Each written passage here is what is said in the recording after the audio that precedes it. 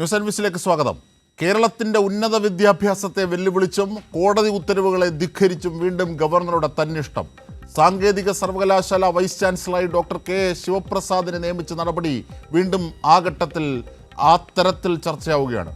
സർക്കാരിൻ്റെ പട്ടികയെ അവഗണിക്കുന്ന കാവ്യരാഷ്ട്രീയ വക്താവായി ഗവർണർ ചുരുങ്ങുകയാണോ? പ്രതിസന്ധികൾ സൃഷ്ടിക്കുന്ന നടപടിയുടെ ലക്ഷ്യമെന്ത്? ഒപ്പം സർക്കാർ സമർപ്പിച്ച ഹർജി ഫയൽ സ്വീകരിച്ചുകൊണ്ടുള്ള കോടതിയുടെ ഏറ്റവും പുതിയ ഇടപെടൽ കൂടി നാം ചർച്ചയിലേക്ക് എത്തിക്കുന്നു. നമ്മുടെ ചർച്ചയെ സമ്പന്നമാക്കുന്ന അതിഥികളെ പരിചയപ്പെടാം. നിതീഷ് നാരായൺ, SFI അഖിലേന്ത്യാ വൈസ് പ്രസിഡന്റ്.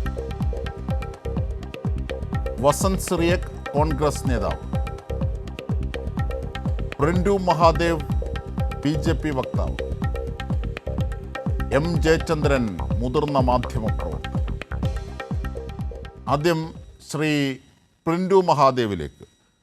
പ്രിൻഡു, BJPയുടെ രാഷ്ട്രീയമാണ് ഗവർണർ കളിക്കുന്നത്. കേരളത്തിൻ്റെ ഉന്നത വിദ്യാഭ്യാസ യശസ്സിനെ കെടുത്തുന്ന നടപടി ഗവർണർ വീണ്ടും തുടരുകയാണ്. ഏറ്റവും ഒടുവിലത്തെ കോടതിയുടെ വിധിയെപ്പോലും ധിക്കരിച്ചുകൊണ്ട് KTU സർവകലാശാല ആക്ടിനെ മറികടന്നുകൊണ്ട് വീണ്ടും ഗവർണറുടെ നടപടി ചർച്ചയാവുകയാണ്. ഇത് കോടതി സർക്കാരിൻ്റെ ഹർജി ഫയലിൽ സ്വീകരിച്ചിരിക്കുന്നു. ഇങ്ങനെ ഒരു ഭരണഘടനാ സ്ഥാപനം പക്ഷപാതപരമായി നീങ്ങുന്നത് അപൂർവമായി മാറുന്നു കേരളത്തിൻ്റെ പശ്ചാത്തലത്തിൽ. ഇതാണ് ഏറ്റവും പുതിയ വാദമായി ഇടതുപക്ഷം അടക്കമുള്ളവർ ഉന്നയിക്കുന്നത്. പ്രിൻഡു. അല്ല, ഈ വാദം കുറച്ചു കാലങ്ങളായിട്ട് കൃത്യമായിട്ട് കേരളത്തിലെ സർവകലാശാലകളെ ഒരു ശുദ്ധീകരണം നടത്താൻ വേണ്ടി ഇറങ്ങിത്തിരിച്ച ഒരു വ്യക്തിത്വം എന്ന രീതിയിൽ ആരിഫ് മുഹമ്മദ് ഖാനുമായി നിരന്തരമായിട്ട് ഏറ്റുമുട്ടുന്ന ഒരു സാഹചര്യമാണ് കേരളത്തിലെ ഇടതുപക്ഷ പ്രസ്ഥാനങ്ങളും അതോടൊപ്പം തന്നെ ഇവിടുത്തെ SFI അടക്കമുള്ള സംഘടനകൾ ചെയ്യുന്നത്. സ്വാഭാവികമായി അദ്ദേഹം സത്യത്തിൽ ഈ VCയുടെ താൽക്കാലിക നിയമനവുമായി ബന്ധപ്പെട്ടുകൊണ്ട് നിയമത്തിൻ്റെ പരിധികൾക്കുള്ളിൽ ഗവർണറുടെ ചാൻസലറുടെ അവകാശം, ആ അവകാശത്തിൽ നിന്നുകൊണ്ട് തന്നെയാണ് അദ്ദേഹത്തിൻ്റെ നടപടികൾ എടുത്തിട്ടുള്ളത്. സ്വാഭാവികമായിട്ട് നമുക്കറിയാം, കേരളത്തിൽ ഈ സർവകലാശാലകളുമായി ബന്ധപ്പെട്ട് വലിയൊരു ഭരണ പ്രതിസന്ധി നിൽക്കുന്ന ഒരു സാഹചര്യം ഇന്ന് കേരളത്തിലുണ്ട്. 15ഓളം സർവകലാശാലകളിൽ VCമാരില്ലാത്ത ഒരു സാഹചര്യമാണ് സംസ്ഥാന സർക്കാർ സൃഷ്ടിക്കപ്പെട്ടിട്ടുള്ളത്. സ്വാഭാവികമായിട്ട് ഭരണഘടനാപരമായിട്ടുള്ള ആ പ്രതിസന്ധി പരിഹരിക്കാനാണ് അദ്ദേഹം സ്വാഭാവികമായിട്ട് സംസ്ഥാന സർക്കാരിൻ്റെ നിരന്തരമായ ഇടപെടൽ ഗവർണർ ചാൻസലറുമായിട്ടുള്ള ഏറ്റുമുട്ടലാണല്ലോ ഈ വലിയൊരു പ്രതിസന്ധിക്ക് പ്രധാനപ്പെട്ട ഒരു കാരണം. കൃത്യമായിട്ട് നമുക്കറിയാം, ഗവർണറുടെ അധികാര പരിധിയിൽ നിന്നുകൊണ്ടാണ് അദ്ദേഹത്തിൻ്റെ നടപടികൾ സ്വീകരിച്ചിട്ടുള്ളത്. ആ നടപടികളുമായി ബന്ധപ്പെട്ട് ഗവർണർ മുന്നോട്ട് പോകുന്ന അദ്ദേഹം ഇന്ന് കൃത്യമായിട്ട് പറഞ്ഞല്ലോ, ഏതെങ്കിലും തരത്തിലുള്ള ആക്ഷേപം സർക്കാരിനുണ്ടെങ്കിൽ നിയമപരമായിട്ട് അത് നേരിടാം. അതിനുള്ള എല്ലാ അവകാശവും സംസ്ഥാന സർക്കാരിനുണ്ട്, പൊതുവിദ്യാഭ്യാസ മന്ത്രിക്ക് അടക്കമുള്ള ആളുകൾക്കുണ്ട് എന്നത് കൃത്യമായിട്ട് പറഞ്ഞിട്ടുണ്ട്. നമ്മൾ മനസ്സിലാക്കേണ്ട ഇതിൽ പ്രധാനപ്പെട്ട ഒരു വസ്തുത എന്ന് പറയുന്നത്, അദ്ദേഹം കൃത്യമായിട്ട് നമുക്കറിയാം ഈ കണ്ണൂരിലെ VCയുടെ പുനർനിയമനവുമായി ബന്ധപ്പെട്ട സുപ്രീം കോടതിയിലെ കേസും അതോടൊപ്പം 2019 സാങ്കേതിക സർവകലാശാല VC ആയിരുന്ന ഡോക്ടർ MS രാജശ്രീയുമായി ബന്ധപ്പെട്ട 2 കേസുകൾ. ആ കേസുകളുടെ പശ്ചാത്തലത്തിലാണ് കൃത്യമായിട്ട് അദ്ദേഹം ഈ ഇത്തരത്തിലുള്ള ചില തീരുമാനങ്ങൾ എടുത്തിട്ടുള്ളത്. അതുകൊണ്ട് മുൻകാലങ്ങളിലുള്ള സർക്കാരുകൾ അല്ലെങ്കിൽ ആ സർക്കാർ നൽകുന്ന പട്ടിക അതേപോലെ അംഗീകരിക്കുന്ന ചാൻസലർമാരെയാണ് കേരളം കണ്ടിട്ടുള്ളത്. അതിൽ നിന്ന് വിഭിന്നമായിക്കൊണ്ട് കൃത്യമായി മെറിറ്റ് നോക്കിക്കൊണ്ട് കേരളത്തിലെ സർവകലാശാലകളെ മെറിറ്റ് അടിസ്ഥാനത്തിൽ ആളുകളെ അപ്പോയിൻമെന്റ് ചെയ്യുന്ന രീതിയിലേക്ക് ഒരു സിസ്റ്റം കൊണ്ടുവരാൻ വൈസ് ചാൻസലറായിട്ടുള്ള അദ്ദേഹം ശ്രമിച്ചു എന്നുള്ളതാണ് അദ്ദേഹം ചെയ്തിട്ടുള്ള പ്രധാനപ്പെട്ട ഒരു കാര്യം. അദ്ദേഹം ഈ വരുന്ന വിരുദ്ധനാകാനുള്ള പ്രധാനപ്പെട്ട ഒരു കാരണം കേരളത്തിലെ സർവകലാശാലകളെ സുതാര്യമാക്കിക്കൊണ്ട് അവരുടെ ഭരണ സംവിധാനത്തെ മെറിറ്റ് അടിസ്ഥാനത്തിൽ അർഹതയുള്ളവർക്ക് നൽകുക എന്നുള്ള പ്രധാനപ്പെട്ട ഒരു കാര്യത്തിലേക്കാണ് ഗവർണർ കടന്നിട്ടുള്ളത്.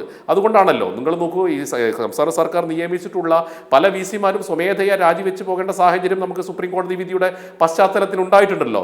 അതിനർത്ഥം അനർഹരായിട്ടുള്ള ഒരുപാട് ആളുകൾ കേരളത്തിലെ സർവകലാശാലകളിൽ വൈസ് ചാൻസലറുമായി നിൽക്കുന്ന ഒരു സാഹചര്യം കേരളത്തിലുണ്ട്. ആ സാഹചര്യത്തെയാണ് വൈസ് ചാൻസലർ എന്ന രീതിയിൽ ഗവർണർ ഹൈക്കോടതിയുടെ വിധിയുടെ പശ്ചാത്തലം പരിശോധിക്കാതെ എങ്ങനെയാണ് മുമ്പുള്ള സുപ്രീം കോടതി വിധി പരിശോധിക്കപ്പെടുന്നത്? സുപ്രീം കോടതി വിധി എന്താണ്? കണ്ണൂർ സർവകലാശാലയുമായി ബന്ധപ്പെട്ട കാര്യത്തിലാണ്. സുപ്രീം കോടതി വിധി കണ്ണൂർ സർവകലാശാലയുടെ നിയമനവുമായി ബന്ധപ്പെട്ടാണ്. ഇത് KTU ആക്ട് പ്രകാരമുള്ള കാര്യത്തിലാണ്. ഇതിൽ ക്ലാരിഫിക്കേഷനായി വന്നിട്ടുണ്ട്. ഞാൻ വേണമെങ്കിൽ അത് വായിക്കാം. പ്രിൻഡു, ഞാനത് വായിക്കാം. അതായത്, in the appeal had only considered a matter regarding ad hoc appointment of vice chancellor when there was a vacancy and disposed of the same after interpreting statutory provisions of APJ Abdul Kalam Technological University, it is stated in the judgment that the government is free to provide panel of names to the chancellor. That was the context of statutory provisions. അതായത് ഈ KTU act എന്ന ഇതുമായി ബന്ധപ്പെട്ടുള്ള വിധിയുടെ പശ്ചാത്തലമാണ്, അല്ലാതെ supreme കോടതിയിലെ കണ്ണൂർ പശ്ചാത്തലം ഇവിടെ എടുക്കേണ്ടതില്ല. എന്നിട്ട് കോടതി പറയുന്നു, we may not be able to interpret our judgement in the light of apex court. Apex കോർട്ടിൻ്റെ കാര്യം, അതായത് സുപ്രീം കോടതിയാണ് ഇവിടെ ഉദ്ദേശിക്കുന്നത്, judgement or any other judgement. It is not for us to exercise power in this application. We have decided the matter in the specific context of the statutory provisions and in the then prevailing circumstances. അതായത് KTUവിൻ്റെ ആക്റ്റുമായി ബന്ധപ്പെട്ട കാര്യങ്ങളുടെ പശ്ചാത്തലത്തിലാണ് ഈ വിധി, അല്ലാതെ supreme കോടതിയുടെ കാര്യവും ആയിട്ട് വരേണ്ട. അതുകൊണ്ട് ഇതിനകത്തൊരു ക്ലാരിഫിക്കേഷൻ്റെയും ആവശ്യമില്ല എന്ന് കോടതി അസന്നിഗ്ധമായി ഓർഡർ ഇറക്കിയിട്ടുണ്ട്. ഈ ഒരു പശ്ചാത്തലം കൂടി പരിശോധിക്കണ്ടേ? പറയണ്ടോ? ഇന്ന് കൃത്യമായിട്ട് ഇന്ന് ഹൈക്കോടതിക്കകത്ത് ഈ അടിയന്തര പ്രാധാന്യത്തോട് സർക്കാർ ഇടപെടൽ ഉണ്ടായല്ലോ. എന്തായിരുന്നു കോടതിയുടെ നിരീക്ഷണം? കോടതി നിരീക്ഷണം എന്താണ്? അങ്ങനെ അടിയന്തര പ്രാധാന്യത്തിൽ ഹൈക്കോടതിയുടെ വിധിക്ക് ഹൈക്കോടതി അത് സ്റ്റേ ചെയ്തില്ലല്ലോ. ഫയലിൽ സ്വീകരിച്ചല്ലോ. ഏറ്റവും ഒടുവിലത്തെ വാർത്ത ഫയലിൽ സ്വീകരിച്ചതാണ്. ഫയലിൽ സ്വീകരിക്കുകയും കോടതി നടത്തിയിട്ടുള്ള പ്രധാനപ്പെട്ട നിരീക്ഷണം ഒരു യൂണിവേഴ്സിറ്റിക്കകത്ത് കൃത്യമായിട്ടുള്ള വൈസ് ചാൻസലർ ഇല്ലാത്ത സാഹചര്യം സൃഷ്ടിക്കാൻ പാടില്ല എന്നുള്ളതാണ് പറഞ്ഞത്. അതിനകത്ത് അടിയന്തര പ്രാധാന്യം ഉണ്ടെങ്കിൽ അത് സ്റ്റേ ചെയ്യേണ്ടതല്ലേ? ഞാൻ പറഞ്ഞു, ഇതിനകത്ത് ഗവർണറുടെ ഭാഗത്ത് നിന്ന് നിയമപരമല്ലാത്ത ഏതെങ്കിലും തരത്തിലുള്ള നടപടികൾ ഉണ്ടെങ്കിൽ സർക്കാരിന് മുന്നോട്ട് പോകാം, സർക്കാരിന് അതിനകത്ത് കൃത്യമായിട്ട് ഇടപെടൽ നടത്താം. അതിനകത്ത് ഞാൻ മനസ്സിലാക്കിയിടത്തോളം ഗവർണർ കൃത്യമായിട്ട് UGC മാനദണ്ഡങ്ങളും അതോടൊപ്പം തന്നെ ചാൻസലറുടെ അധികാര പരിധിയും കൃത്യമായി വിനിയോഗിച്ചിട്ടാണ് അദ്ദേഹം കൃത്യമായിട്ട് ഇതിനകത്ത് ഇടപെടൽ നടത്തിയിട്ടുള്ളത്. അദ്ദേഹം തന്നെ കൃത്യമായിട്ട് സർക്കാരിന്റെ കോടതിയുടെ ഓർഡറിൽ അവസാനം പറയുന്നത് അത് പ്രിന്റ് ഒന്ന് നോക്കൂ. അതായത് therefore it is not appropriate for us to make any other clarifications on the judgment by exercising power to an interlocutory application. We therefore close this interlocutory application. അതായത് ഗവർണറുടെ ഇത്തരത്തിലുള്ള നീക്കങ്ങൾക്ക് അല്ലെങ്കിൽ അദ്ദേഹത്തിൻ്റെ വാദങ്ങൾക്കൊന്നും ഒരു ക്ലാരിഫിക്കേഷൻ്റെ ആവശ്യമില്ല. ഞങ്ങൾ സ്റ്റാറ്റ്യൂട്ടറി നിയമപ്രകാരമാണ് ഈ കാര്യങ്ങൾ പറഞ്ഞിരിക്കുന്നത്.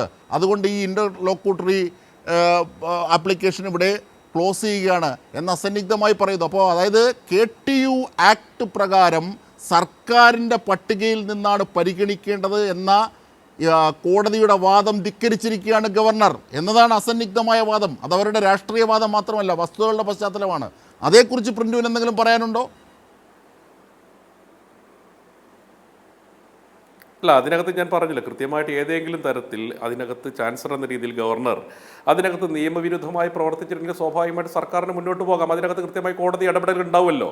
അപ്പോൾ അതിനകത്ത് കൃത്യമായിട്ട് അതിനകത്ത് ഒരു രാഷ്ട്രീയ പശ്ചാത്തലമൊന്നുമില്ല. പക്ഷേ ശരിയാണ്, നിങ്ങളുടെ വാദം അവിടെ നിൽക്കട്ടെ, അത് കോടതിയുടെ നടപടിക്രമങ്ങളുടെ സ്വാഭാവികമാണ്. പക്ഷേ ഫയൽ സ്വീകരിച്ചിട്ടുണ്ട്. അപ്പോൾ അതിൽ മെറിറ്റ് ഉണ്ടല്ലോ, തള്ളിയില്ലല്ലോ. ഫയൽ സ്വീകരിക്കട്ടെ. പക്ഷെ അടിയന്തര പ്രാധാന്യത്തോടു കൂടി സ്റ്റേ ചെയ്തില്ലല്ലോ സാർ.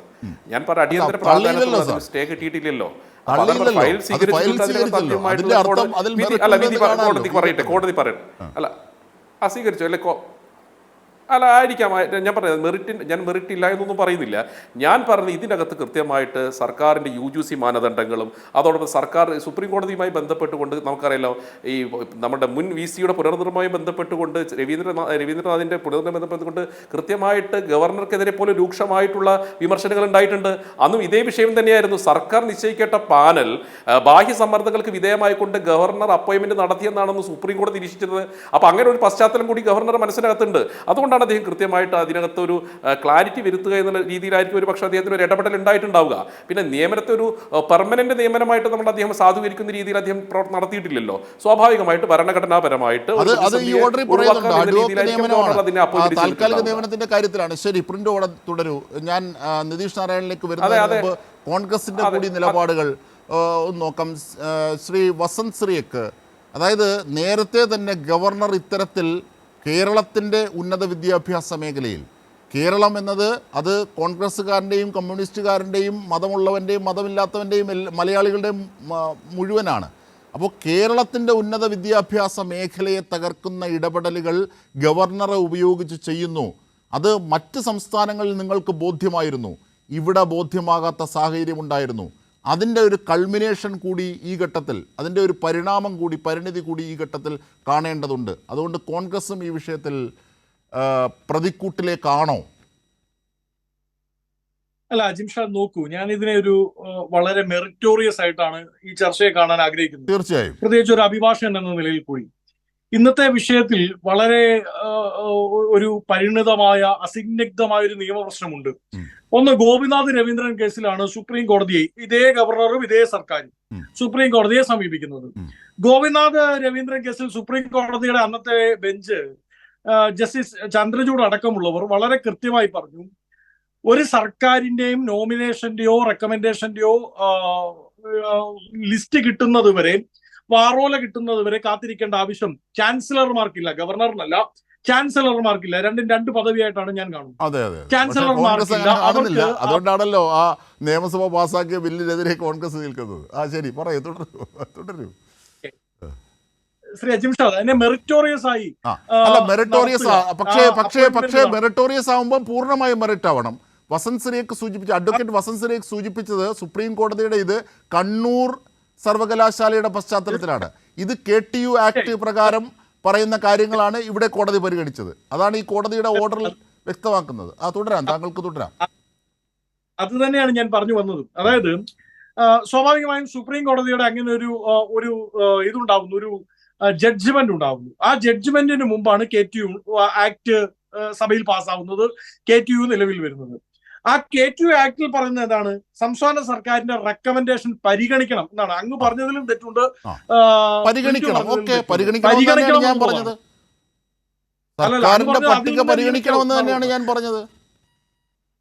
അങ്ങനെയാണ് തെറ്റില്ല. പക്ഷെ അതിൽ നിന്നേ നിയമിക്കാവൂ എന്ന വാശി സർക്കാരിന് പിടിക്കാൻ പറ്റില്ല. അതിന് വെളിയിൽ നിന്നേ ഞാൻ നിയമിക്കൂ എന്ന വാശി VC-ക്കും പിടിക്കാൻ പറ്റില്ല. രണ്ടുപേരുടെയും ഭാഗത്ത് ആ നിയമനത്തിൽ ഒരു മെറിറ്റ് ബേസ്ഡ് ആയിരിക്കണം ആ നിയമനം എന്നുള്ളതാണ്. ഇവിടെ നോക്കൂ, സുപ്രീം കോടതിയുടെ ഒരു ജഡ്ജ്മെന്റും ഒരു സഭയുടെ ഒരു ആക്ടും തമ്മിൽ പരസ്പരം പോരടിക്കുകയാണ്. അതിൽ തീരുമാനം എടുക്കേണ്ടത് സ്വാഭാവികമായും നിയമ സംവിധാനം തന്നെയാണ്. എന്റെ ഒരു വളരെ ലിമിറ്റഡ് ആയ അറിവിനുള്ളിൽ സുപ്രീം കോടതിയുടെ ഏറ്റവും ലേറ്റസ്റ്റ് ആയ ജഡ്ജ്മെന്റ് ഏതാണോ അതാണ് പ്രിവൈൽ ചെയ്യുക. അങ്ങനെയാണെങ്കിൽ ഇന്നത്തെ കാര്യത്തിൽ ഗവർണർ പറഞ്ഞതാണ് നിൽക്കുക. അദ്ദേഹം ആ മെറിറ്റിൽ നിന്ന് ഞാൻ രാഷ്ട്രീയത്തിലേക്കൊന്ന് വരുന്നു. UDFന്റെ പ്രധാന ഘടകകക്ഷിയായ മുസ്ലിം ലീഗ് PK കുഞ്ഞാലിക്കുട്ടി പറഞ്ഞ വാക്കുകൾ ഞാൻ വസന്തിനായി കേൾപ്പിക്കുന്നു. PK കുഞ്ഞാലിക്കുട്ടി: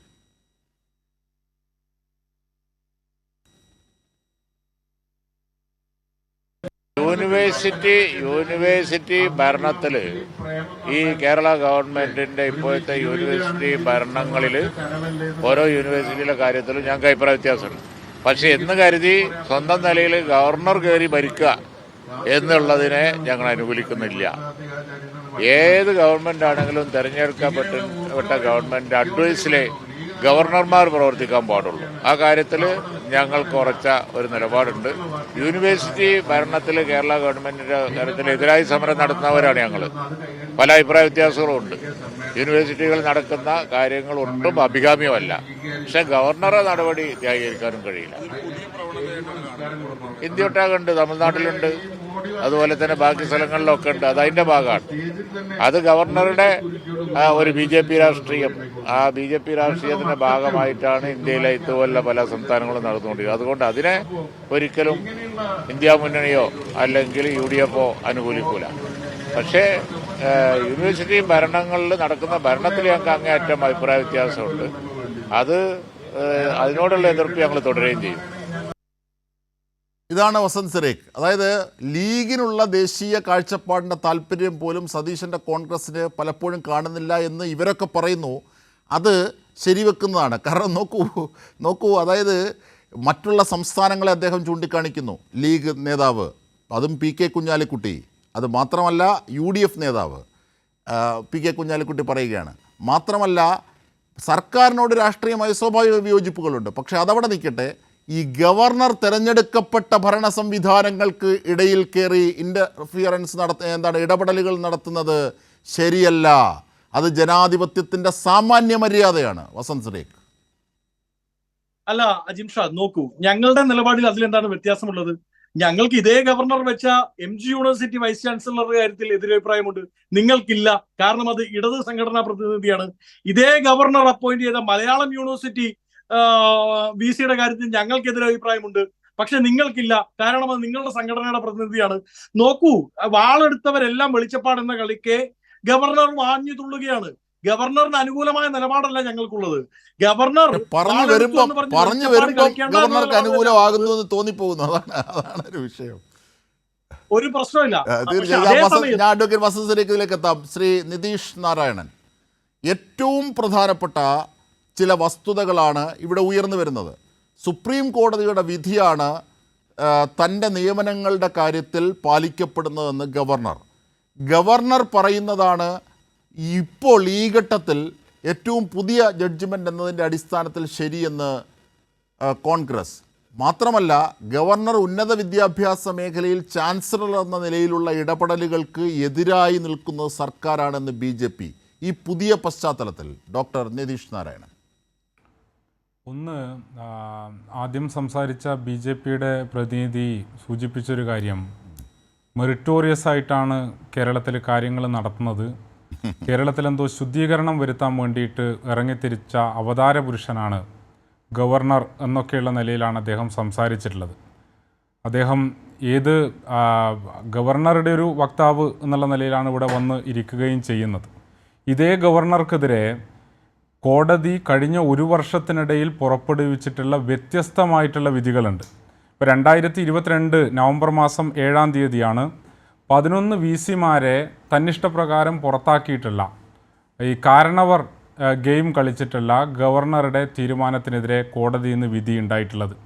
2023 മാർച്ച് മാസം 16-ാം തീയതിയാണ് സാങ്കേതിക സർവകലാശാല ഇടക്കാല VC-ആയിട്ട് സിസി തോമസിനെ നിയമിച്ചത്. ഇതേ കോടതി ഒഴിവാക്കിയത്, റദ്ദാക്കി കളഞ്ഞത്.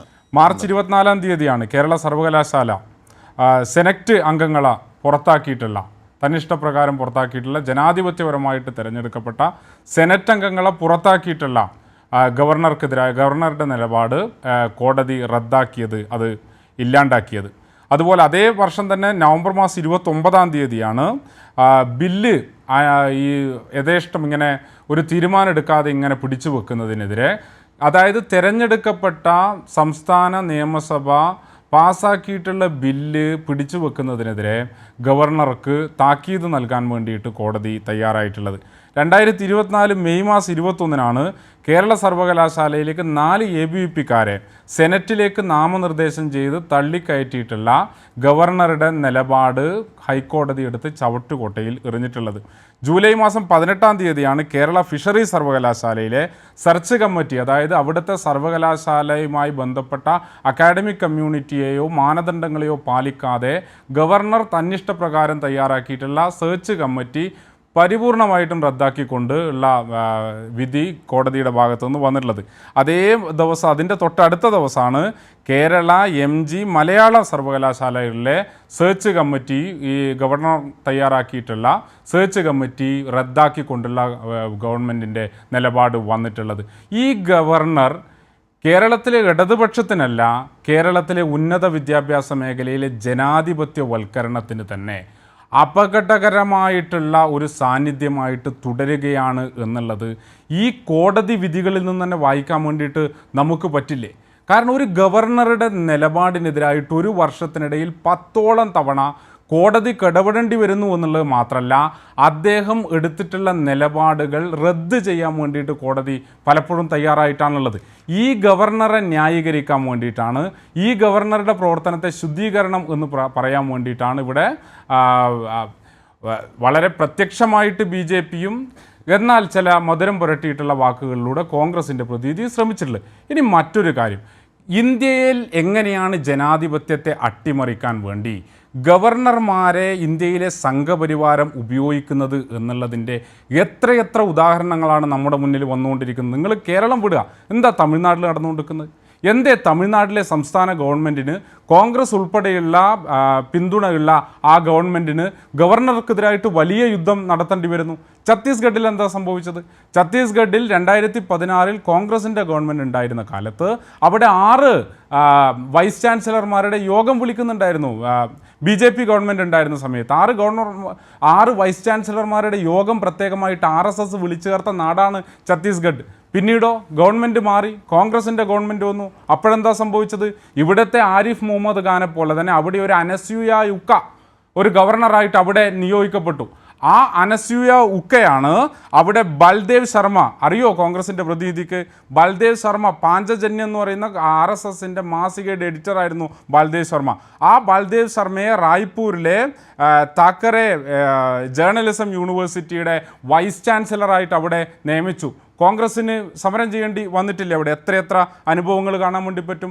നാഷണൽ ബുക്ക് ട്രസ്റ്റിൻ്റെ ചെയർമാനായിരുന്നില്ലേ ഈ ബൽദേവ് ശർമ്മ? നേരത്തെ പാഞ്ചജന്യത്തിൻ്റെ എഡിറ്ററായിരുന്ന RSSൻ്റെ താത്വികാചാര്യൻ. ഡൽഹി ഹൈക്കോടതി വിധി പുറപ്പെടുവിച്ചിട്ടില്ലേ JNUവിൽ ഇടപെടുന്നതിന് എതിരായിട്ട്? പൂനെ ഫിലിം ഇൻസ്റ്റിറ്റ്യൂട്ടിൻ്റെ ഡയറക്ടറായിട്ട് സംഘപരിവാരം കൊണ്ടുവന്ന ഗജേന്ദ്ര ചൗഹാൻ ഉണ്ടായിരുന്നു. ആ ഗജേന്ദ്ര ചൗഹാനെതിരായിട്ട് വലിയ സമരം നടന്നത് നമ്മൾ കണ്ടതാണ്.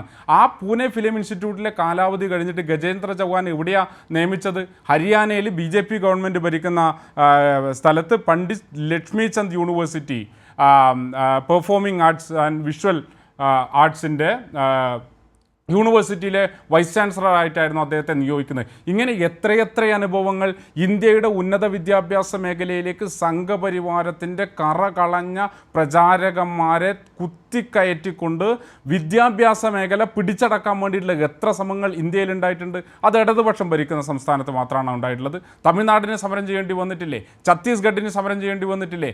ബംഗാളിന് സമരം ചെയ്യേണ്ടി വരുന്നില്ലേ? പഞ്ചാബിലെ കോൺഗ്രസ് ഭരിച്ചിരുന്ന കാലത്ത് പഞ്ചാബിൽ സമരം ചെയ്യേണ്ടി വന്നില്ലേ? ആപ്പ് ഭരിച്ച ഇടങ്ങളിൽ സമരം ചെയ്യേണ്ടി വരുന്നില്ലേ? എന്തുകൊണ്ടാണ് കേരളത്തിൻ്റെ വിഷയം വരുന്ന സമയത്ത് സംഘപരിവാരത്തിന് അനുകൂലമായിട്ടുള്ള ഒരു നിലപാടിലേക്ക് കേരളത്തിലെ കോൺഗ്രസ് പോകുന്നത്? ഇതെന്താ വിഷയം? ഈ വിഷയം തിരഞ്ഞെടുക്കപ്പെട്ട ജനങ്ങളുടെ പിന്തുണയുള്ള ജനങ്ങൾ തിരഞ്ഞെടുത്തിട്ടുള്ള ജനപ്രതിനിധികളായിട്ടുള്ള നിയമസഭയുടെ അധികാരത്തിൻ്റെ മുകളിൽ സംസ്ഥാന ഗവൺമെൻറ്റിനോട് ഒരു കൂടിയാലോചനയും നടത്താതെ RSS അവരുടെ താല്പര്യപ്രകാരം ഇന്ത്യയുടെ ഫെഡറൽ സംവിധാനത്തെ തകർക്കുവാൻ വേണ്ടിയിട്ട് കെട്ടിയിറക്കിയിട്ടുള്ള ഗവർണർമാരെ ഉപയോഗിച്ച് ഭരണഘടനയെ തകർക്കുന്നതാണ്, ഫെഡറലിസത്തെ തകർക്കുന്നതാണ്. ഇത് കേവലം ഒരു വാക്പോരായിട്ടല്ല കാണേണ്ടത്. നിർഭാഗ്യവശാൽ ഞാൻ മറ്റൊരു ചർച്ച, ഈ ചർച്ചയിൽ കയറുന്നതിന് മുമ്പ് കേരളത്തിലെ ഒരു ചാനൽ കണ്ട ചർച്ചയുടെ തലക്കെട്ട്, ഇവിടെ അത് പറയാം എന്ന് തോന്നുന്നു. ആ ചർച്ചയുടെ തലക്കെട്ട് ഗവർണർ സർക്കാർ പോര് എന്നായിരുന്നു. ഗവർണർ സർക്കാർ പോരല്ല കേരളത്തിൽ നടക്കുന്നത്. കേരളത്തിൽ നടക്കുന്നത് എന്താ? കേരളത്തിൻ്റെ ജനാധിപത്യ അവകാശങ്ങളെ തകർക്കാൻ വേണ്ടിയിട്ടുള്ള സംഘപരിവാരത്തിന്റെ അജണ്ട നടപ്പിലാക്കാൻ വേണ്ടിയിട്ടുള്ള ഗവർണറുടെ ഇടപെടലിനെതിരായിട്ടുള്ള ഒരു ചെറുതാണ്. അതിന്റെ കൂടെ അതിനെ വിശാല രാഷ്ട്രീയ വീക്ഷണത്തിൽ തന്നെ കാണേണ്ടതുണ്ട്. അത് കേരളത്തിന്റെ മാത്രം പ്രത്യേക പരിപ്രേക്ഷ്യത്തിൽ കാണേണ്ടതല്ല. മറിച്ച് ഇന്ത്യയിൽ ആകെ സംഘപരിവാർ നടത്തുന്ന മുഴുവൻ പ്രവൃത്തികളുടെ ഭാഗമായി പറയേണ്ടി വരും. അതായത് 2024 ആഗസ്റ്റ് 1 സർവകലാശാലയിലെ ഈ സാങ്കേതിക സർവകലാശാലയിലെ സെർച്ച് കമ്മിറ്റി ഹൈക്കോടതി സ്റ്റേ ചെയ്തതടക്കമുള്ള കാര്യങ്ങളിൽ 10-ലധികം ഇടപെടലുകൾ ഇതുമായി ബന്ധപ്പെട്ട് കോടതികൾക്ക് ചെയ്യേണ്ടി വന്നു എന്നത് തന്നെയാണ് ഈ ഗവർണറുടെ പ്ലഷർ എങ്ങോട്ടേക്കാണ് എന്ന് മനസ്സിലാകുന്നത്. അതാണ് ഇവിടെ നിരീക്ഷിക്കപ്പെടുന്ന രാഷ്ട്രീയം. ശ്രീ M. ജയചന്ദ്രൻ,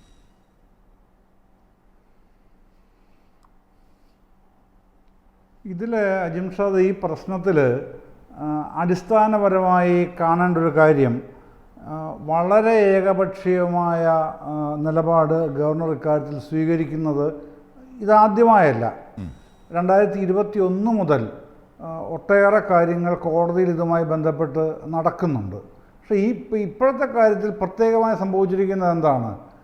മിനിഞ്ഞാന്ന് ചൊവ്വാഴ്ച ഹൈക്കോടതി അസന്നിഗ്ധമായി പറയുകയാണ്, നിങ്ങളുടെ നടപടി, ഗവർണറുടെ നടപടി തെറ്റാണ്, സർക്കാരിൻ്റെ അധികാരവുമായി ബന്ധപ്പെട്ട് തന്നെയാണ് ഈ VC-മാരെ നിയമിക്കേണ്ടതെന്ന് ഹൈക്കോടതി പറയുന്നു.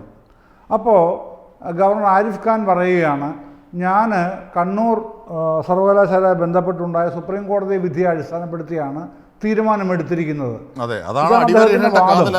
ആ വാദം പ്രാഥമികമായി നിലനിൽക്കില്ല. അജിംഷാദ് ആദ്യം ചൂണ്ടിക്കാണിച്ചതുപോലെ തന്നെ അത് കണ്ണൂർ സർവകലാശാലയുടെ ആക്ടിനെ മാത്രം ബന്ധിപ്പിച്ചാണ് സുപ്രീം കോടതിയുടെ വിധി ഉണ്ടായിട്ടുള്ളത്.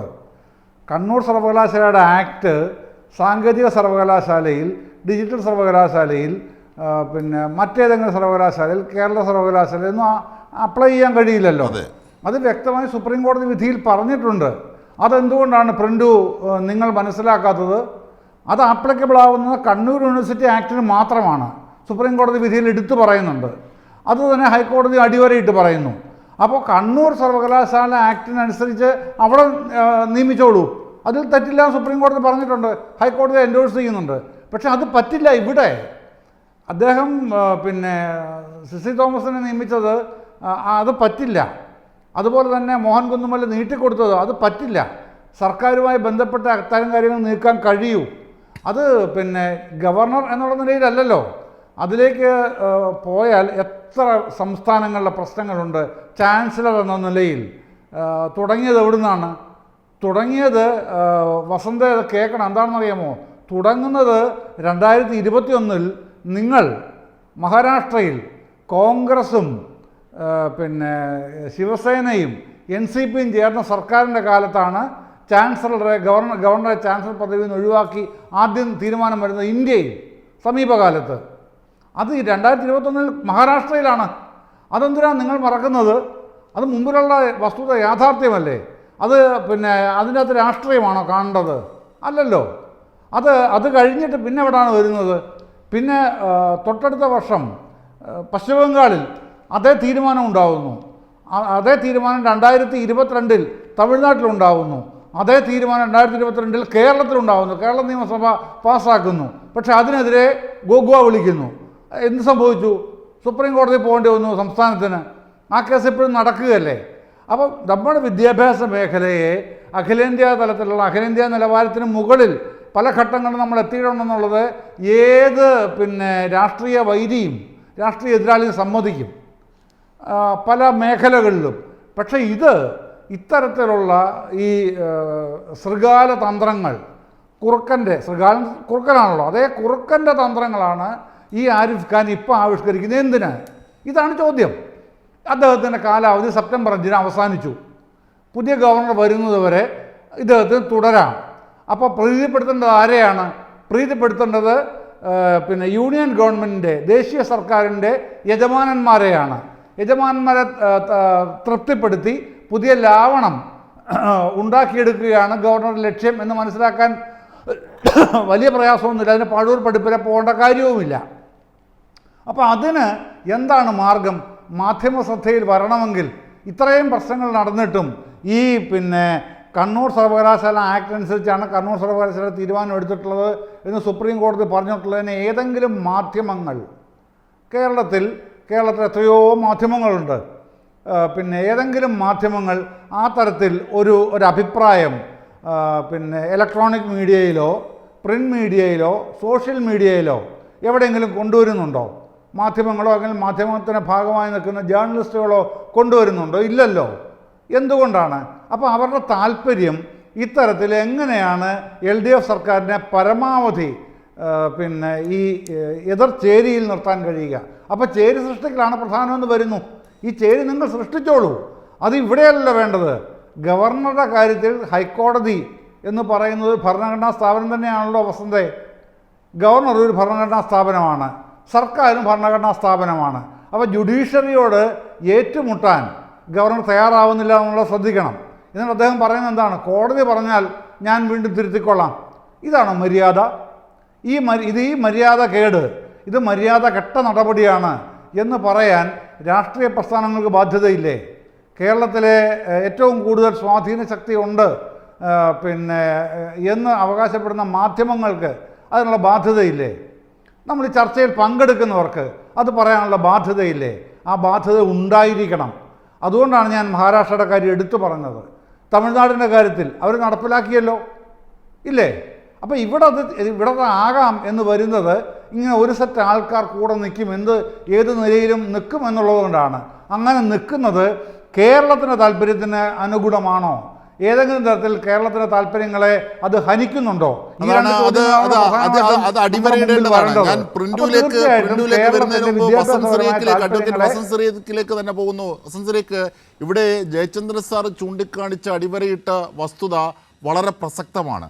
അതിൻ്റെ രാഷ്ട്രീയ വീക്ഷണം എന്ന് പറയുന്നത് ഈ കോടതിയുടെ നിയമപ്രകാരം മാത്രമല്ല, ശ്രീ വസന്ത് സിറീഖിനോടാണ്, ഈ കോടതിയുടെ നിയമപ്രകാരമുള്ള കാര്യങ്ങൾ മാത്രമല്ല, അതിന് പുറത്തുള്ള ഒരു രാഷ്ട്രീയത്തെ സംബന്ധിച്ച്. കാരണം ഇന്ന് തന്നെ ഗവർണറുടെ പ്രതികരണം എന്താണ്? അദ്ദേഹം ജനാധിപത്യ പ്രക്രിയകളെ നോക്കി ചിരിക്കുകയാണ്. എന്താണ്? പരിഹാസത്തിൻ്റെ ചിരി. അദ്ദേഹം പറഞ്ഞ വാക്കുകൾ ഇങ്ങനെയാണ്: ചാൻസലർ എന്ന അധികാരം ഉപയോഗിച്ചാണ് താൻ ഇതൊക്കെ ചെയ്യുന്നതെന്ന്. തെരഞ്ഞെടുക്കപ്പെട്ട സംവിധാനങ്ങൾ രൂപപ്പെടുത്തിയ ബില്ല് ഒപ്പിടാതെ മേശപ്പുറത്തോ ഒക്കെ ചുരുട്ടി മടക്കി വെച്ചിട്ടാണ് അദ്ദേഹം പറയുന്നത് ചാൻസലർ എന്ന പദവി, അതിൻ്റെ അധികാരമാണ് ഇതിലേക്ക് പോകുന്നത്, ഇതിലേക്ക് എന്നെ നയിക്കുന്നത് എന്ന് പറയുമ്പോൾ ജനാധിപത്യത്തോടുള്ള വെല്ലുവിളിയാണത്. തിരഞ്ഞെടുക്കപ്പെട്ട ജനങ്ങളോടുള്ള വെല്ലുവിളിയാണത്. തിരഞ്ഞെടുക്കപ്പെട്ട ജനപ്രതിനിധികളോടും അതിൻ്റെ സംവിധാനങ്ങളോടുമുള്ള വെല്ലുവിളിയാണത്. അത് കോൺഗ്രസ് മനസ്സിലാക്കുന്നില്ലേ? അതാണ് ശ്രീ ജയചന്ദ്രൻ ചോദിച്ചത്. എന്താണ് ബംഗാളിലും പിന്നീട് തമിഴ്നാട്ടിലും ഒക്കെ സംഭവിച്ചത്? ആ രാഷ്ട്രീയത്തിന് എന്താ കേരളത്തിൽ പ്രസക്തിയില്ലേ? ആ പ്രസക്തി കോൺഗ്രസ് കാണുന്നില്ലേ എന്ന് വസന്ത് സിറീഖ്. യാതൊരു കാഴ്ചക്കുറവുമില്ല അജിംഷാദ്. നോക്കൂ, വിഷയങ്ങളെ വിഷയാടിസ്ഥാനത്തിൽ തന്നെ വിലയിരുത്തി പോകേണ്ടതായിട്ടുണ്ട്. ഇപ്പോൾ അങ്ങ് പറഞ്ഞ വിഷയത്തിന്റെ അകത്താണ് വളരെ കൃത്യമായി ഒരു റീസണബിൾ ടൈം എന്നുള്ള കോൺസ്റ്റിറ്റ്യൂഷണൽ എക്സെപ്ഷൻ, അതായത് റീസണബിൾ ടൈമിനുള്ളിൽ ഒരു ബില്ല് നിയമസഭ പാസാക്കിയാൽ അത് ഒന്നെങ്കിൽ റിജക്ട് ചെയ്ത് നിയമസഭയ്ക്ക് തിരിച്ചയക്കുകയോ അല്ലെങ്കിൽ പ്രസിഡന്റിന്റെ പരിഗണനയ്ക്ക് അയക്കുകയോ ചെയ്യണം എന്നുള്ള റീസണബിൾ ടൈമിൽ കടിച്ചു തൂങ്ങിയായിരുന്നു ബംഗാൾ ഗവർണറും തമിഴ്നാട് ഗവർണറും കേരള ഗവർണറും ഇരുന്നിരുന്നത്. അവിടെ ആ കേസിലാണ് governor of west Bengal versus union of India കേസിൽ 2022 അവസാനം 23 പരിഗണിക്കാം. 23 സുപ്രീം കോടതി കൃത്യമായി പറഞ്ഞു reasonable time should be A justifiable time, അതായത് നീതീകരണമായ ഒരു സമയമായിരിക്കണം എന്നുള്ളത്. അത് കേരളത്തിന് ഗുണകരമായിട്ടുണ്ട്. അത്തരം വിഷയങ്ങളിൽ ഞങ്ങളുടെ നിലപാടിന് എന്താ പ്രശ്നമുള്ളത്? ഞങ്ങൾ പറയുന്നത് ഇന്ത്യ മഹാരാജ്യത്ത് ജനാധിപത്യത്തെ കശാപ്പ് ചെയ്യാൻ ഒരു ഗവർണറെയും അനുവദിക്കില്ല എന്നുള്ളതാണ്. അത് ഞാൻ നേരത്തെ പറഞ്ഞല്ലോ. പക്ഷെ അങ്ങനെയല്ല ഈ സർവകലാശാല ബില്ലുകളുമായി, വിദ്യാഭ്യാസ ബില്ലുകളുമായി ബന്ധപ്പെട്ട കാര്യത്തിൽ പ്രതിപക്ഷം എടുത്ത നിലപാട് അങ്ങനെയാണോ? ഇപ്പോൾ ശ്രീ വസന്ത് സിറീഖ് പറഞ്ഞ ക്ലാരിറ്റിയുള്ള പ്രതികരണമാണോ പ്രതിപക്ഷ നേതാവിന്റെ ഭാഗത്ത് നടക്കം വന്നത്? ആണോ?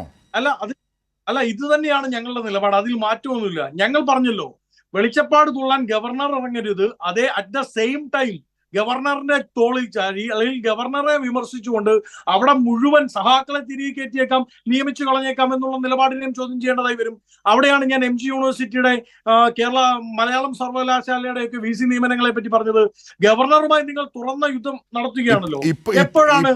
ഇപ്പോൾ ഫലത്തിൽ ABVP-ക്കാരെയാണല്ലോ അതിനകത്തേക്ക് നിറയ്ക്കുന്നത്. 2024 മെയ് 1 കേരള സർവകലാശാല സെനറ്റിലേക്കുള്ള വിദ്യാർത്ഥി പ്രതികൾ 4 ABVP-ക്കാരെയാണ് നാമനിർദ്ദേശം ചെയ്ത് ഗവർണർ നടപടി ഉണ്ടായത്. അതാണ് ഹൈക്കോടതി റദ്ദാക്കിയത്.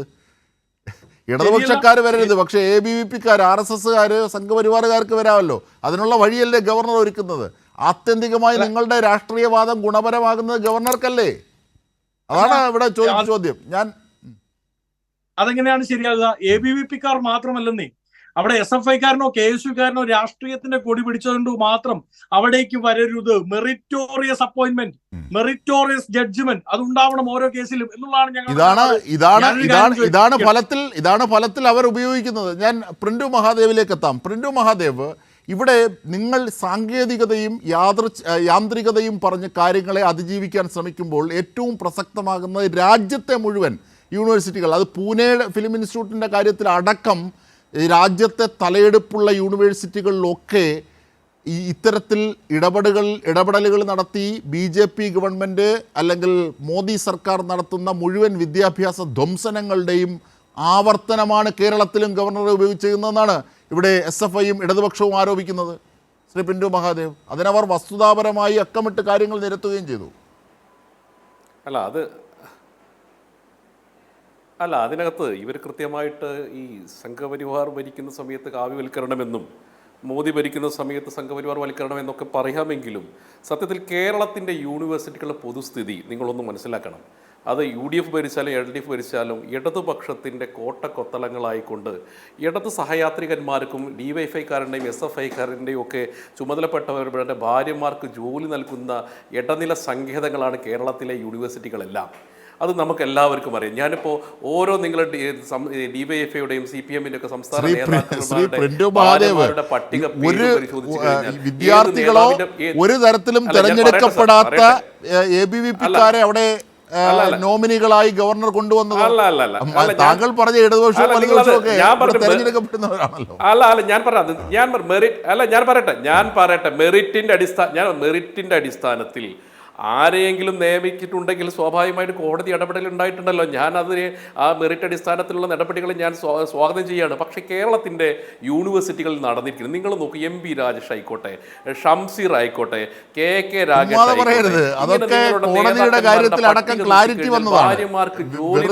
ഭാര്യമാർക്ക് ജോലി നൽകാത്ത ഓൺലൈനാണ് സാർ. MB രാജേഷിന്റെ ഭാര്യ, ഞാൻ ചോദിക്കട്ടെ, അജിം സാർ MB രാജേഷിന്റെ ഭാര്യ അസിസ്റ്റന്റ് പ്രൊഫസറാണോ? KK രാഗേഷിന്റെ ഭാര്യ അസിസ്റ്റന്റ് പ്രൊഫസറാണോ? ഞാൻ പറഞ്ഞ ക്ലാരിറ്റി എങ്ങനെയാണ് വരുത്തിയത്? നിങ്ങൾ അങ്ങനെ പറയല്ലേ. ഇത് എല്ലാ കാലഘട്ടത്തിലും നിങ്ങൾ ഇങ്ങനെ തിരികെ കയറ്റാനുള്ള നിങ്ങളുടെ ആളുകളെ ഒറ്റപ്പെട്ട പ്രതിഫലനമല്ല ഞാൻ പറയും, ഒറ്റപ്പെട്ട സംഭവമാണ് സാർ. നിങ്ങൾ എണ്ണി നോക്കിക്കഴിഞ്ഞാൽ 11ഓളം പ്രധാനപ്പെട്ട നിങ്ങൾ തിരികെ കയറ്റിയിട്ടുള്ള DYFIക്കാരുടെ CPM-കാരുടെ ഭാര്യമാർക്ക് 11ഓളം പേർക്ക് കേരളത്തിലെ യൂണിവേഴ്സിറ്റിയിൽ നിങ്ങൾ നിയമനം നടത്തിയിട്ടുണ്ട്. ഭാര്യമാർക്ക്, ഞാൻ ഇടത് സഹയാത്രികന്മാരെയല്ല പറഞ്ഞത്.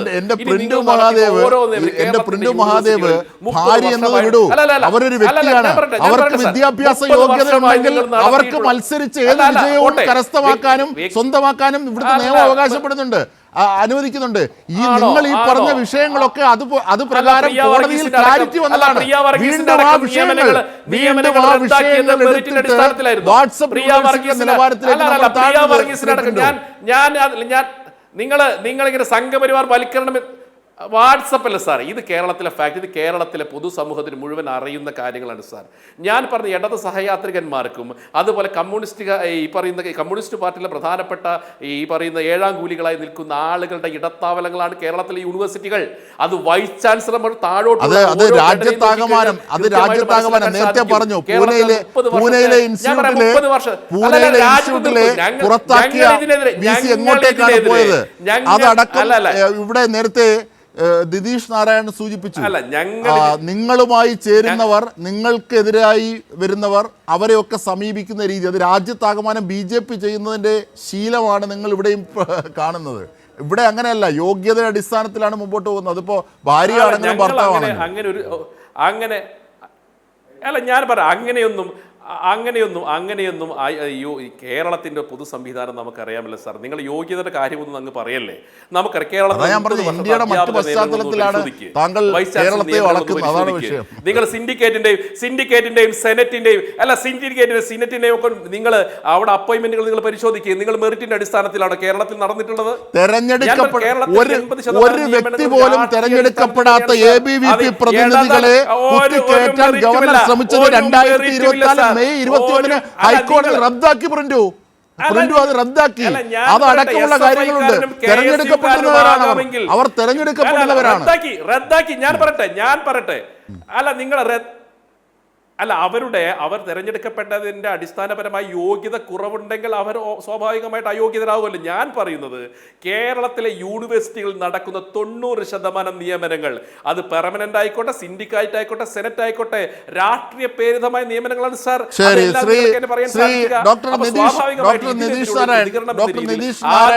ഇത്തരത്തിൽ പക്ഷപാതപരമായ ഇടപെടലുകളാണ് നിങ്ങൾക്കെതിരായി വരുന്നത്. അതിനെയാണ് ചോദ്യം ചെയ്യപ്പെടുന്നത്. ഇവിടെ ഇടതും വലതും ഭരിച്ചാലും DYFI SFIയും വഴി യൂണിവേഴ്സിറ്റികൾ മുഴുവൻ നിറയ്ക്കപ്പെടുന്നത് ഇടതുപക്ഷത്തിൻ്റെയോ SFIയുടെയോ DYFIയുടെ പ്രതിനിധികൾ മാത്രമാണ് എന്നാണ് പ്രിൻറ്റു മഹാദേവ് പറയുന്നത്. അതിനുള്ള ഇടപെടലാണത്രേ ഇപ്പോൾ ഗവർണർ വഴി നടത്തിക്കൊണ്ടിരിക്കുന്നത്. ഏതായാലും അദ്ദേഹത്തിൻ്റെ കണ്ടുപിടുത്തം കൊള്ളാം. ഇപ്പോൾ വിദ്യാഭ്യാസമുള്ള ആളുകൾ പരസ്പരം കല്യാണം കഴിക്കുന്നത് കുറ്റകരമല്ലല്ലോ ഈ രാജ്യത്ത്. അത് ശിക്ഷിക്കപ്പെടേണ്ട ഒരു കാര്യവുമല്ലല്ലോ. വിദ്യാഭ്യാസമുള്ള ആളുകൾ SFIയുടെയും DYFIക്കാരും നേതാക്കന്മാരെ വിവാഹം കഴിക്കുന്നു, അല്ലെങ്കിൽ അവരൊന്നിച്ച് ജീവിക്കാൻ തീരുമാനിക്കുന്നു എന്നുള്ളതിനെ ഏതായാലും തെറ്റായിട്ട് പ്രഖ്യാപിക്കാൻ വേണ്ടിയിട്ട് നമുക്ക് പറ്റില്ല. ഒന്ന്, ഞാൻ ഈ എല്ലാ കേസിൻ്റെയും കാര്യത്തിലേക്കൊന്നും പോകുന്നില്ല. പക്ഷേ ഒരു ചാനൽ ചർച്ചക്കൊക്കെ വരുമ്പോൾ ഇതൊക്കെ ജനങ്ങൾ കാണുന്നതല്ലേ. പ്രിയ വർഗീസിൻ്റെ കേസിൽ എന്താ സംഭവിച്ചത്?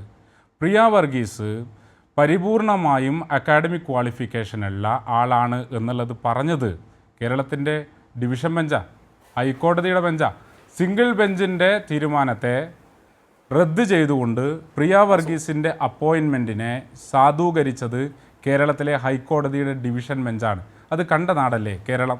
എന്തൊരു അസംബന്ധമാണ് ഇപ്പോൾ പറഞ്ഞുകൊണ്ടിരിക്കുന്നത്. നേരത്തെ പറഞ്ഞ ഓരോ ആളുകളുടെയും വിഷയം ഇത് തന്നെയാണ്. ഇനി മറ്റൊന്ന്, എന്താ ഇന്ത്യയിലെ സർവകലാശാലകളിൽ സംഭവിച്ചുകൊണ്ടിരിക്കുന്നത്? നേരത്തെ കോൺഗ്രസിൻ്റെ പ്രതിനിധിയോട് കൂടിയിട്ടാണ് പറയാനുള്ളത്. ഇന്ത്യയുടെ ജനാധിപത്യത്തെ അട്ടിമറിക്കാൻ വേണ്ടിയിട്ടാണ് സംഘപരിവാരം ശ്രമിക്കുന്നത് എന്ന്, അവർക്ക് ഇന്ത്യൻ ഭരണഘടനയോട് തുലോം തുച്ഛം പ്രതിബദ്ധതയില്ല എന്നുള്ളത് നമ്മൾ തമ്മിൽ തർക്കിക്കൊണ്ടൊരു വിഷയം ഇല്ലല്ലോ കുറഞ്ഞ പക്ഷത്തിൽ. എങ്ങനെ ഇന്ത്യയിലെ ജനാധിപത്യത്തെ തകർക്കുന്നത്? ഇന്ത്യയിലെ ജനാധിപത്യത്തെ തകർക്കുന്നതിൻ്റെ ഭാഗമായിട്ട് ഇന്ത്യയിലെ ഭരണഘടനാ സ്ഥാപനങ്ങൾ ഓരോന്നോരോന്ന് പിടിച്ചെടുത്തുകൊണ്ടിരിക്കുക. നമ്മുടെ മുന്നിലുണ്ട് കോടതിക്ക് എന്താ സംഭവിക്കുന്നത് എന്നുള്ളത്, പാർലമെൻറ്റുകൾക്ക് എന്താ സംഭവിക്കുന്നത് എന്നുള്ളത്, ചരിത്ര ഗവേഷണ കൗൺസിലിന് എന്താ സംഭവിക്കുന്നത് എന്നുള്ളത്, സർവകലാശാലകൾക്ക് എന്താ സംഭവിക്കുന്നത് എന്നുള്ളത്. എന്ന് വെച്ചാൽ ഈ സ്ഥാപനങ്ങളെയെല്ലാം അതിൻ്റെ അകത്തു നിന്നും പിടിച്ചെടുത്തുകൊണ്ട് തങ്ങളുടെ ഒരു മതരാഷ്ട്ര നിർമ്മിതിക്ക് വേണ്ടിയിട്ടുള്ള ഉപകരണങ്ങളാക്കി മാറ്റിക്കൊണ്ടിരിക്കുക. അതിൻ്റെ ഭാഗമായിട്ടാണ് സർവകലാശാലകൾ പിടിച്ചുകൊണ്ടിരിക്കുന്നത്. അവർക്ക് അധികാരമുള്ളിടത്ത് നേരിട്ട്, അവർക്ക് ഗവൺമെൻറ്റുള്ളിടത്ത് നേരിട്ട്, ഇല്ലാത്ത ഇടങ്ങളിൽ ഗവർണറെ ഉപയോഗിച്ചുകൊണ്ട് എത്രയെത്ര അനുഭവങ്ങൾ കാണാൻ വേണ്ടി പറ്റും. ചരിത്ര ഗവേഷണ കൗൺസിലിൽ എന്താ സംഭവിച്ചത്? ചരിത്ര ഗവേഷണ കൗൺസിൽ സംഘപരിവാരത്തിൻ്റെ പ്രചാരകരെ കുത്തി നിറച്ചിട്ടല്ലേ മലബാർ സമരത്തിലെ ഉൾപ്പെടെയുള്ള രക്തസാക്ഷികളുടെ പേര് അതിൽ നിന്ന് മാറ്റിയത്, സ്വാതന്ത്ര്യ സമര സേനാനികളുടെ പേര് മാറ്റിയത്, ജാലിയൻ വാലാബാഗ് സമരഭൂമിയെ ഒരു വിനോദസഞ്ചാര കേന്ദ്രമാക്കി പാർക്കാക്കി മാറ്റുകയല്ലേ ഇവർ ചെയ്തിട്ടുള്ളത്. എത്ര അനുഭവങ്ങൾ. JNUവിൽ എന്താ സംഭവിച്ചത്? JNU എന്ന സർവകലാശാലക്കകത്ത് കയറാൻ പറ്റാത്തതിൻ്റെ ഫ്രസ്ട്രേഷൻ തീർക്കാൻ വേണ്ടിയിട്ടല്ലേ ജഗദീഷ് കുമാർ എന്ന് പറയുന്ന ഈ പറയുന്ന ആ സർവകലാശാലയുമായിട്ട് ഒരു ബന്ധവുമില്ലാത്ത ഒരാളെ, ഒരു പ്രചാരകനെ അവിടെ ആ ജഗദീഷ് കുമാർ ഇന്ന് ഇവിടെയുള്ളത്. ഇന്ന് UGCയുടെ ചെയർമാനായിട്ടാണ് അദ്ദേഹത്തെ അപ്പോയിന്റ് ചെയ്തത്. എന്തിന്? JNU തകർക്കാൻ വേണ്ടി ശ്രമം നടത്തിയതിൻ്റെ പ്രത്യുപകാരമായിട്ട്. FTIAയിൽ നിയമിച്ചിട്ടുള്ള മൂന്നാം ഘട്ട നടൻ ഗജേന്ദ്ര ചൗഹാൻ പിന്നീട് എവിടെ ഉണ്ടായിരുന്നതെന്നുള്ള കഥ ഞാൻ പറഞ്ഞു. 51 വൈസ് ചാൻസലർമാരുടെയും 700-ലധികം അധ്യാപകരുടെയും യോഗം വിളിച്ചിട്ടുണ്ട് ഇന്ത്യയിലെ RSS. കോൺഗ്രസിന് അറിയാത്തതാണോ ഇക്കാര്യം? എന്തിനു വേണ്ടിയിട്ടാണ്? ഇന്ത്യയിലെ സർവകലാശാലകൾ എങ്ങനെയാണ് തങ്ങളുടെ പദ്ധതി നടപ്പിലാക്കാൻ വേണ്ടിയിട്ടുള്ള ഉപകരണങ്ങളാക്കി മാറ്റാൻ വേണ്ടി പറ്റുക, സിലബസിൽ, നിയമനത്തിൽ, വൈസ് ചാൻസലർ അപ്പോയിൻമെൻറ്റിൽ എങ്ങനെയാണ് ഇടപെടാൻ വേണ്ടി പറ്റുക എന്ന് മനസ്സിലാക്കാൻ വേണ്ടിയിട്ട്. Indian council of cultural relations, ആരാ അതിൻ്റെ ഹെഡ്? അതിൻ്റെ ഹെഡിൻ്റെ പേര് ലോകേഷ് ചന്ദ്ര എന്നാണ്. അദ്ദേഹമാണ് പറഞ്ഞത് മോദി ഒരു അവതാര പുരുഷനാണ്, ദൈവത്തിൻ്റെ പുനർജനിയാണ് എന്ന് പറഞ്ഞ മനുഷ്യനെയാണ് ഇന്ത്യൻ കൗൺസിൽ ഓഫ് കൾച്ചറൽ റിലേഷൻസിൻ്റെ ഹെഡാക്കിയിട്ട് മാറ്റിയിട്ടുള്ളത്. നളന്ദ യൂണിവേഴ്സിറ്റിയിൽ വൈസ് ചാൻസലർ സ്ഥാനത്ത് നിന്ന് ഒഴിവാകാൻ അമർത്യ സെൻ എന്ന് പറയുന്ന ഇന്ത്യ സംഭാവന ചെയ്ത പ്രതിഭാധനനായിട്ടുള്ള പണ്ഡിതൻ, അദ്ദേഹം ഇതിൽ പ്രതിഷേധിച്ചിട്ടാണ് നളന്ദ യൂണിവേഴ്സിറ്റിയുടെ വൈസ് ചാൻസലർ സ്ഥാനത്ത് പിന്നീട് തുടരേണ്ടതില്ല എന്ന് തീരുമാനിച്ചിട്ടുള്ളത്. രാജസ്ഥാൻ സർവകലാശാലയിൽ വൈസ് ചാൻസലറായിട്ട് നിയമിച്ച ഒരു JP സിംഗാൾ ഉണ്ടായിരുന്നു. അറിയോ കോൺഗ്രസിൻ്റെ പ്രതിനിധിക്ക്? 2015 വന്നത്. പിന്നീട് കേസ് വന്നപ്പോൾ കേസിന് നിൽക്കാതെ രാജിവെച്ച് പോകേണ്ടി വന്നു. നേരത്തെ മെറിറ്റിൻ്റെ കാര്യമാണല്ലോ BJPയുടെ നേതാവ് ഇവിടെ പറഞ്ഞു. അഖില ഭാരതീയ രാഷ്ട്രീയ ശൈക്ഷിക് മഹാസംഘ് എന്ന് പറയുന്ന സംഘടനയുടെ നേതാവിനെയാണ് PhD ഇല്ലാത്ത ഒരാളെ വൈസ് ചാൻസലറായിട്ട് നിർമ്മിച്ചിട്ടുണ്ട് ഇന്ത്യയിൽ. ഇത് നടക്കരുത് കേരളത്തിൽ എന്നാണ് പറഞ്ഞത്. ഇത് പറയുന്നത് ഇടതുപക്ഷത്തിന് വേണ്ടി മാത്രമല്ല, ഒരു നാടിൻ്റെ ജനാധിപത്യം സംരക്ഷിക്കാൻ വേണ്ടിയിട്ടാണ്. മറ്റ് തർക്കങ്ങൾ നമുക്ക് തീർക്കാം. ഒരു കാര്യം കൂടി പറഞ്ഞിട്ട് ഞാൻ നിർത്താം. നേരത്തെ ചില അഭിപ്രായ വ്യത്യാസങ്ങളൊക്കെ പറഞ്ഞല്ലോ, കോൺഗ്രസിൻ്റെ നേതാവ് പറഞ്ഞു ചില അഭിപ്രായ വ്യത്യാസങ്ങളുണ്ട് ചില വൈസ് ചാൻസലർമാരുടെ കാര്യം. ഞങ്ങൾക്കുണ്ടായിരുന്നു. DCC സെക്രട്ടറിയെ നിങ്ങൾ വൈസ് ചാൻസലറാക്കി വെച്ചിട്ടുണ്ട്. കണ്ണൂർ സർവകലാശാലയുടെ വൈസ് ചാൻസലർ ഗാദർ മാങ്ങാടായിരുന്നു. അദ്ദേഹത്തിന് ഒരേ സമയം 2 സർവകലാശാലയിൽ നിന്ന് സർട്ടിഫിക്കറ്റ് കോഴ്സ് കഴിഞ്ഞതിൻ്റെ രേഖകൾ വന്നിട്ടുണ്ടായിരുന്നു. ഞങ്ങൾക്കറിയായിരുന്നു. സ്കൂൾ മാഷെ യൂണിവേഴ്സിറ്റി വൈസ് ചാൻസലറാക്കാൻ വേണ്ടിയിട്ടുള്ള ശ്രമം കാലിക്കറ്റ് യൂണിവേഴ്സിറ്റിയിൽ നടത്തിയിട്ടുണ്ടായിരുന്നു. അങ്ങനെയുള്ള അഭിപ്രായ വ്യത്യാസങ്ങൾ ഞങ്ങൾക്കറിയാലോ എന്താണ് കേരളത്തിൽ നടന്നിരിക്കുന്നത്. പക്ഷേ അതിനപ്പുറത്താണ് ഈ വിഷയം. മറ്റൊരു VC ഇപ്പോൾ BJPയിലാണ്. മറ്റൊരു VC BJPയിലാണെന്ന് മാത്രമല്ല, കാലിക്കറ്റ് യൂണിവേഴ്സിറ്റിയിൽ RSSൻ്റെ ആളുകളെ സെനറ്റിലേക്ക് നിർദ്ദേശിച്ച സമയത്ത് ഞങ്ങൾക്കൊരു കുഴപ്പമില്ല എന്ന് പറഞ്ഞ ആളാണ് കേരളത്തിലെ KPCCൻ്റെ പ്രസിഡന്റ്. കാരണം എന്താ? 2 പോസ്റ്റ് കോൺഗ്രസിനും കിട്ടി. അപ്പോൾ ഞങ്ങൾക്ക് കിട്ടേണ്ടത് ഞങ്ങൾക്ക് കിട്ടി എന്നുള്ളത്. ഈ എല്ലിങ് കഷണം എടുത്തു നടക്കാനാണ് നിങ്ങൾ നടക്കുന്നതെങ്കിൽ കേരളത്തെ തകർക്കാൻ വേണ്ടിയിട്ടുള്ള, ഭരണഘടനയെ തകർക്കാൻ വേണ്ടിയിട്ടുള്ള സംഘപരിവാരത്തിന്റെ ശ്രമത്തിന് ഗവർണർ എന്ന ഭരണഘടനാ വിരുദ്ധ ഇതിന് മറുപടി ഉണ്ടോ? ഇത് കേരളത്തിന്റെയും ഇന്ത്യയുടെയും രാഷ്ട്രീയ പശ്ചാത്തലത്തെ പൊതുവിൽ വീക്ഷിച്ചതാണ്. ഈ വിഷയത്തിൽ കോൺഗ്രസിന് എതിർപ്പുണ്ടാകേണ്ട കാര്യമില്ല, കേരളത്തിൽ ഒഴിച്ച്. അങ്ങനെയാണ് നിങ്ങളുടെ വിശദീകരണം. അതിന് മറുപടി ഉണ്ടെങ്കിൽ. മറുപടിയുണ്ട്. ഇടതു പ്രതിനിധി സംഘപരിവാർ പ്രതിനിധിയോട് ചോദിക്കുന്നതിനേക്കാൾ കൂടുതൽ കോൺഗ്രസിന് അറിയാമോ, കോൺഗ്രസ് പ്രതിനിധിക്ക് അറിയാമോ എന്നാണ് ചോദിച്ചത്. അതാണ്, അത് ശരിയാണ്. കാരണം ജനാധിപത്യത്തിന്റെ കേസുകൾ വീക്ഷണത്തിൽ നിങ്ങളോടാണ് അവർക്ക് പരിഭവം, BJP-യോടൊക്കെയുള്ളതിനേക്കാൾ. കാരണം BJP ചെയ്യുന്നത് അവരുടെ ഒരു രാഷ്ട്രീയമാണെന്ന് പറയാം. അതിനോടൊപ്പം നിൽക്കുന്ന നിങ്ങളോടുള്ള വിയോജിപ്പാണ് അദ്ദേഹം പറഞ്ഞത്. അത് ശരിയാണ്, താങ്കൾ നിരീക്ഷിച്ചത്.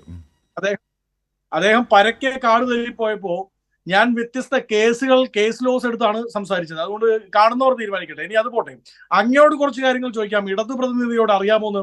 3 വർഷം മാത്രമായ ഒരു ഫുൾ ഓപ്ഷൻ കാറ് അത് പോരാ എന്ന് പറഞ്ഞപ്പോ 56 ലക്ഷം രൂപ കേരള ഖജനാവിൽ നിന്ന് പെൻഷൻ പോലും കൊടുക്കാനില്ലാത്ത സമയത്ത് ഇതേ ഗവർണറിന് ഇതേ പോര് നടക്കുന്ന സമയത്ത് എഴുതി കൊടുത്ത സർക്കാരുണ്ട്. ആ സർക്കാരിന്റെ പേര് ഇടത് സർക്കാർ എന്നാണ്.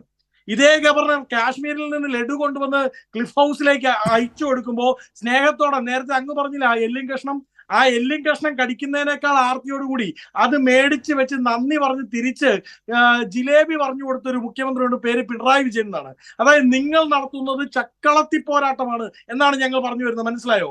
ഞങ്ങൾ പറഞ്ഞത് ഈ വിഷയത്തിൽ നിയമത്തിന് അടിസ്ഥാനമായിട്ടുള്ള നിലപാടാണ് ഞങ്ങൾ സ്വീകരിച്ചു വരുന്നത്. എന്നാൽ നിങ്ങൾ സ്വീകരിക്കുന്നത് അഡ്വക്കേറ്റ് വസന്ത് സുരേഖ്, അതായത് ഒരു ഗവർണറും മുഖ്യമന്ത്രിയും അങ്ങനെയുള്ള ഒരു ഭരണഘടനാ സ്ഥാപനങ്ങൾ തമ്മിൽ നടത്തുന്ന അതിൻ്റെ സഭ്യതയുടെ കാര്യങ്ങൾ ഇവിടെ ഉണ്ടാകുന്ന രാഷ്ട്രീയ പ്രതിസന്ധിക്കിടയിൽ ഉപയോഗിക്കരുത്.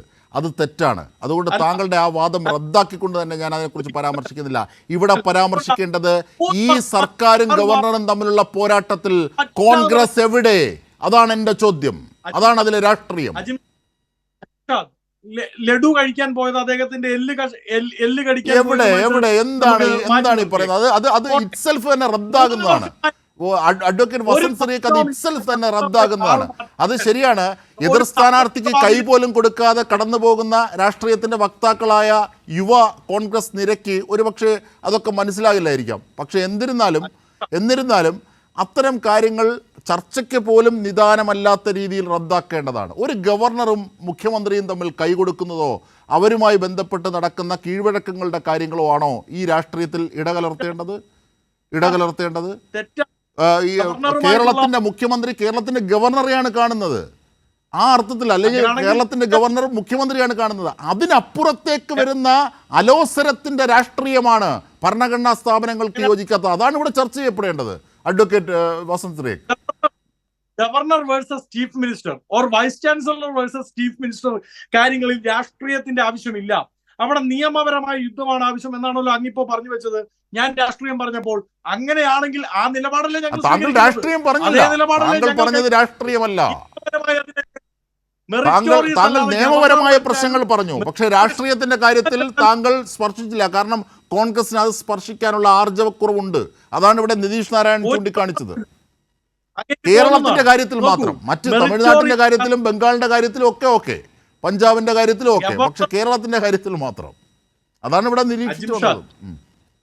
അത് അങ്ങ് മനസ്സിലാക്കുന്നതിന്റെ പ്രശ്നമാണ്. നോക്കൂ, ഗവർണർ ആണെങ്കിലും ഗവൺമെന്റ് ആണെങ്കിലും മെറിറ്റോറിയസ് അല്ലാതെ ഏത് നിയമനം നടത്തിയാലും അത് ചോദ്യം ചെയ്യപ്പെടണം എന്ന നിലപാടാണ് ഞങ്ങൾ. ശ്രീ എം ജയചന്ദ്രൻ അവിടെ അതായത് ഗവൺമെന്റ് ആയാലും ഗവർണർ ആയാലും മെറിറ്റോറിയസ് അല്ലാതെ, യോഗ്യത അടിസ്ഥാനത്തിലല്ലാതെ നിയമനം നടത്തിയാൽ അത് പരിശോധിക്കപ്പെടണം എന്ന വാദം യഥാർത്ഥത്തിൽ ഇവിടെ സഹായിക്കുന്നത് ആരെയാണ്? എന്താണ് ഇവിടെ മെറിറ്റ്? എന്താണ് ഇവിടെ മെറിറ്റോറിയസ് ആയ ഇതിന് വിരുദ്ധമായ നിലപാടുകൾ സർക്കാർ സ്വീകരിച്ചിട്ടുള്ളത്? ശ്രീ എം ജയചന്ദ്രൻ, താങ്കളൊരു മുതിർന്ന മാധ്യമ പ്രവർത്തകനല്ലേ?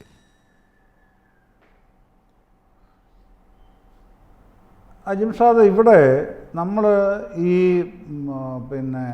കഴിഞ്ഞ 2019 ഒടുവിൽ മുതൽ ഇതുവരെയും ഈ ഗവർണർ ആരിഫ് ഖാൻ്റെ കയ്യിൽ നിന്ന് കണ്ടുകൊണ്ടിരിക്കുന്ന ഒരുപാട് കേരള വിരുദ്ധമായ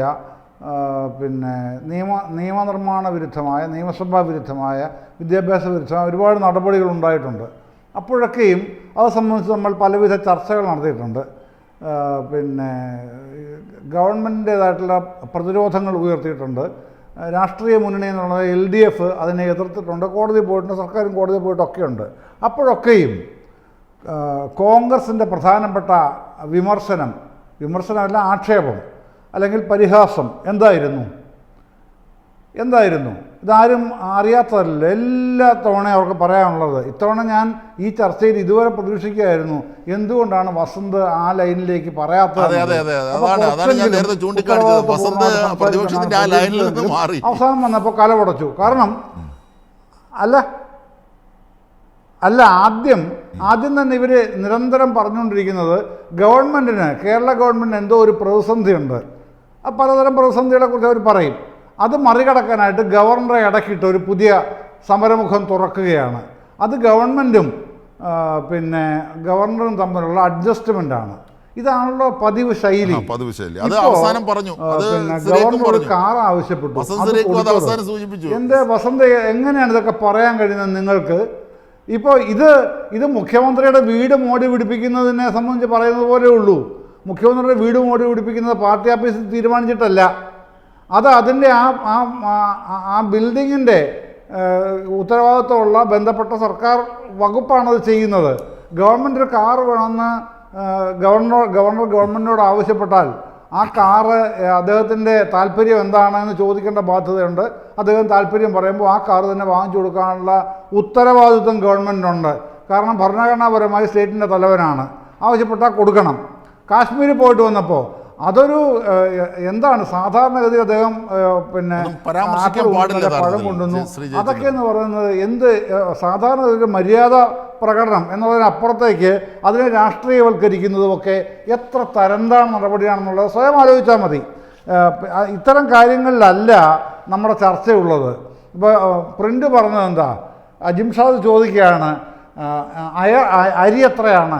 അജിംഷാദിൻ്റെ ചോദ്യം. പ്രിൻ്റുവിൻ്റെ ഉത്തരം പയർ അഞ്ഞാഴി. കഴിഞ്ഞില്ലേ? ഇതാണ് നമ്മൾ ചർച്ച ചെയ്യുന്ന. ഗവർണറും കേരളത്തിലെ വിവിധ പ്രശ്നങ്ങളുമായി ബന്ധപ്പെട്ടാണ്. ആ പ്രിൻ്റുവിന് പറയേണ്ടത് പ്രിയ വർഗീസിൻ്റെ കാര്യം, അതുപോലെ MP രാജേഷിൻ്റെ ഭാര്യയുടെ കാര്യം.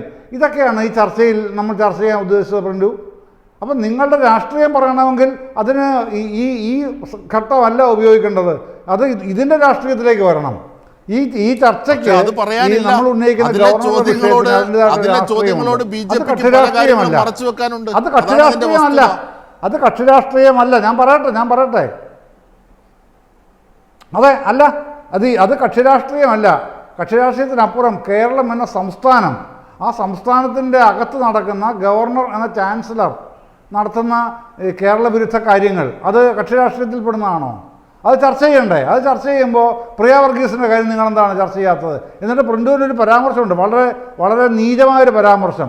ഇടതുപക്ഷക്കാരിലെ 7ാം കൂലികളാണ്. അങ്ങനെ പരാമർശം നിങ്ങളെപ്പോലുള്ള രാഷ്ട്രീയ പ്രവർത്തനം എങ്ങനെയാണ് പ്രിൻ്റു നടത്താൻ കഴിയാതെ ഞാൻ അതിശയിച്ചു പോയി കേട്ടോ. അത് ഇങ്ങനെയൊന്നും പറയരുത്. ഈ 7ാം കൂലിത്തരം എന്നൊക്കെ പറയുന്നുണ്ടല്ലോ, അതൊക്കെ വേറെയാണ് ആ ലൈൻ ഓഫ് അപ്രോച്ച് എന്ന് പറയുന്നത്. ആ തരത്തിൽ മറുപടി പറയാൻ പോയാൽ നമുക്ക് ഈ ചർച്ച അങ്ങനെ കൊണ്ടുപോകാൻ കഴിയില്ല.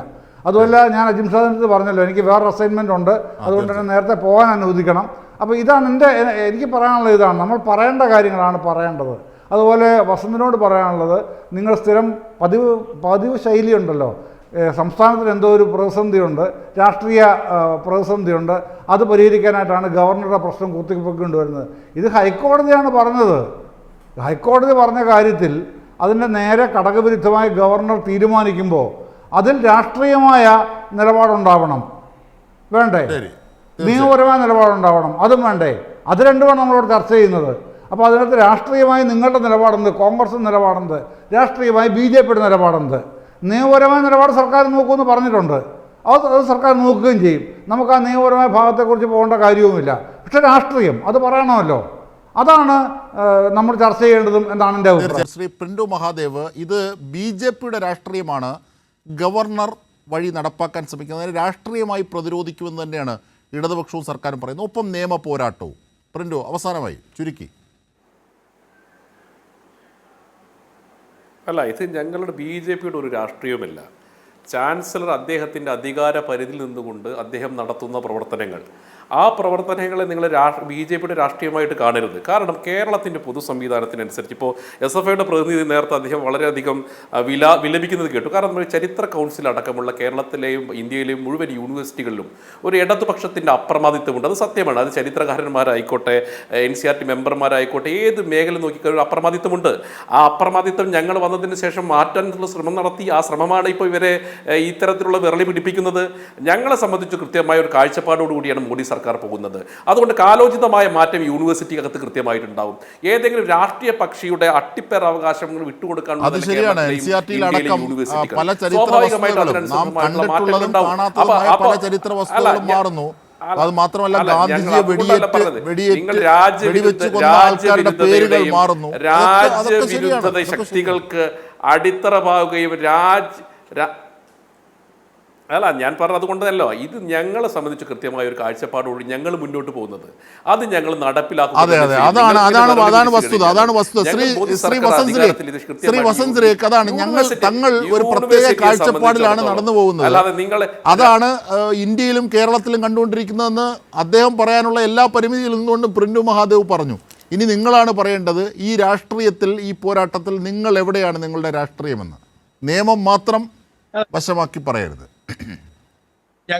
ഞങ്ങൾ കൃത്യമായി പറഞ്ഞിട്ടുണ്ട്. ആ പോരാട്ടത്തിന് മുമ്പിൽ നിന്നിട്ടുണ്ട്. അത് നയിക്കുന്നതും ഞങ്ങൾ തന്നെയാണ്. അതിൽ അങ്ങേക്ക് സംശയമൊന്നും വേണ്ട. വിവിധ സംസ്ഥാനങ്ങളിൽ, കർണാടകയിൽ, തെലുങ്കാനയിലൊക്കെ ഈ പോരാട്ടത്തിന് നിയമ പോരാട്ടവുമായി ഇറങ്ങി പുറപ്പെട്ടതും ഞങ്ങൾ തന്നെയാണ്. നോക്കൂ, ഞങ്ങളെ സംബന്ധിച്ച് ഞങ്ങൾ കൃത്യമായി പറഞ്ഞു കഴിഞ്ഞു. ഇവിടെ ഞങ്ങൾ ഗവൺമെന്റിനും ഒപ്പമല്ല, ഗവർണർക്കും ഒപ്പമല്ല. മെറിറ്റോറിയസ് അല്ലാത്ത നിയമനം ആര് നടത്തിയാലും അത് എതിർക്കപ്പെട്ടേ മതിയാകൂ. ഇപ്പൊ ഗവർണർ നടത്തിയ MG സർവകലാശാല നിയമനം, VC നിയമനം അക്സെപ്റ്റബിൾ ആകുകയും KTU നിയമനം അക്സെപ്റ്റബിൾ ആകാതിരിക്കുകയും ചെയ്യുന്നത് ശരിയല്ല. രണ്ടും മെറിറ്റോറിയസ് അല്ലെങ്കിൽ രണ്ടും റദ്ദ് ചെയ്യപ്പെടണം എന്ന നിലപാടാണ് ഞങ്ങൾക്ക്. പിന്നെ നിയമനം KTUവിന്റെ ചട്ടവുമായി ബന്ധപ്പെട്ട് അല്ലെങ്കിൽ ആക്ടുമായി ബന്ധപ്പെട്ട് കോടതി പറഞ്ഞ കാര്യമാണ്. അത് ശരിയല്ല നിയമനം. അജിംഷാദ്, അവിടെയാണ് ഞാൻ പറഞ്ഞത്. സുപ്രീം കോടതിയിലേക്ക് പോകും. വീണ്ടും ചർച്ച പഴയയിലേക്ക് കൊണ്ടുപോകണ്ട. ചുരുക്ക്. അല്ലല്ല, ഞാൻ പോകുന്നില്ലെന്നേ. അവിടെയാണ് ഞാൻ പറഞ്ഞത്.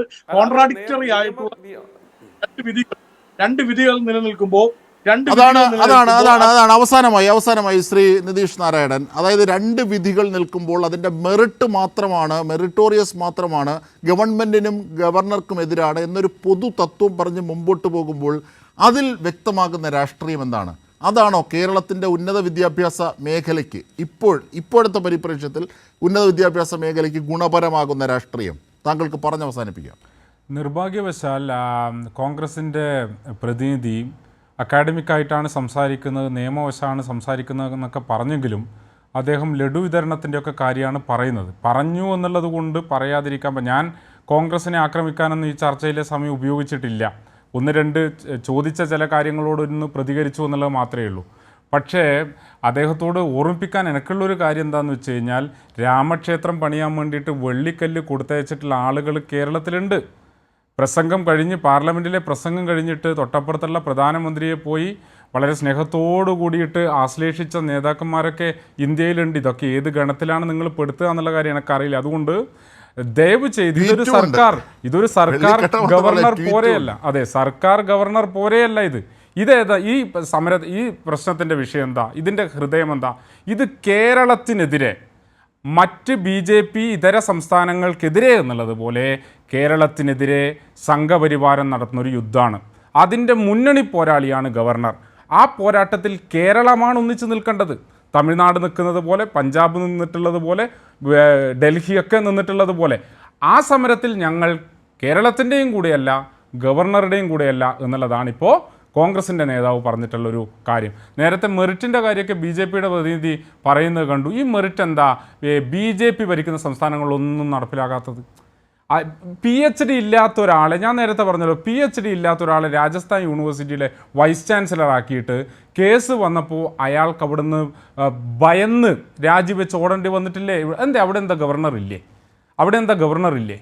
എന്താ ഈ പറയുന്ന ഇന്ത്യ കണ്ട ഏറ്റവും വലിയ വിദ്യാർത്ഥി പ്രക്ഷോഭം കണ്ടിട്ടുള്ള പൂനെ ഫിലിം ഇൻസ്റ്റിറ്റ്യൂട്ടിലെ ഒരു മൂന്നാംകിട നടനെ മറ്റൊരു പണ്ഡിറ്റ് ലക്ഷ്മി വിഷ്വൽ പെർഫോമൻസ് യൂണിവേഴ്സിറ്റിയുടെ വൈസ് ചാൻസലർ ആക്കിയപ്പോൾ അവിടെ എന്താ വൈസ് ചാൻസലർ ഇല്ലേ? അപ്പോൾ ഈ ചോദ്യം നമ്മുടെ മുന്നിൽ നിങ്ങൾ ആരെയാണ് ഇങ്ങനെ വിഡ്ഢികളാക്കാൻ വേണ്ടിയിട്ട് നോക്കുന്നത്? ചോദ്യം ഇതാണ്. തീർച്ചയായും കേരളത്തിന്റെ പൊതു താല്പര്യത്തെ പ്രതിഫലിപ്പിക്കുന്ന രാഷ്ട്രീയത്തിന്റെ ഏറ്റുമുട്ടലിൽ ആടിനും ചെന്നായിക്കും ഇടയ്ക്ക് എനിക്കെങ്ങനെ നിഷ്പക്ഷനാകാനാകും എന്ന ചോദ്യം പോലെ ഏറ്റവും പ്രധാനപ്പെട്ട ഒരു പോരാട്ടത്തിൽ ആർക്കൊപ്പം എന്തിനൊപ്പമാണ് നിൽക്കേണ്ടതെന്ന കോസ് ഒരുപക്ഷെ രാഷ്ട്രീയവും പൊതുപ്രവർത്തനവും മാനദണ്ഡമാക്കി ഉയർത്തേണ്ടതുണ്ട്. ഗവർണറുടെ ഈ പോരാട്ടത്തെ നിയമപരം മാത്രമല്ല, അതിൻ്റെ പിന്നിൽ കൃത്യമായ രാഷ്ട്രീയമുണ്ട് എന്ന രീതിയിൽ തന്നെയാണ് സർക്കാരും സംവിധാനങ്ങളും അല്ലെങ്കിൽ അതിൻ്റെ രാഷ്ട്രീയവും ഒക്കെ പോരടിക്കുന്നത്. തീർച്ചയായും അത് ഏറ്റുമുട്ടട്ടെ. ഏറ്റവും ഒടുവിലത്തെ വാർത്ത, അത് സർക്കാർ നൽകുന്ന ഹർജി ഹൈക്കോടതി ഫയലിൽ സ്വീകരിച്ചു എന്നത് കൂടിയാണ് ഈ ചർച്ചയുമായി ചേർത്ത് വെക്കേണ്ടത്. ഏറ്റവും ന്യൂസ് ആൻഡ് വിസിൽ പങ്കെടുത്തവർക്കൊക്കെ നന്ദി.